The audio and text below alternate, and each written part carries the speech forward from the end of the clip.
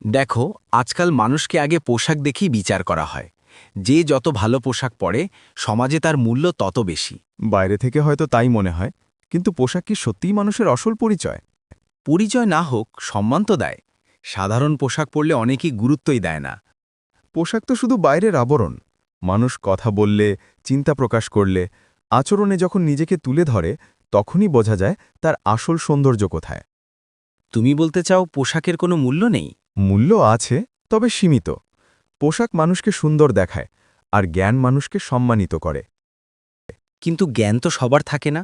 জ্ঞান মানে শুধু বইয়ের পড়া নয়, ভালো মন্দ বোঝা, মানুষের প্রতি সম্মান রাখা, সত্য কথা বলা, এসবও জ্ঞান। তাহলে অনেক দামি পোশাক পরেও কেউ অজ্ঞ হতে পারে।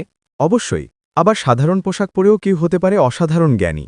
আজ বুঝতে পারছি, পোশাক বদলানো সহজ, কিন্তু জ্ঞান অর্জন করাই আসল কাজ। ঠিক তাই।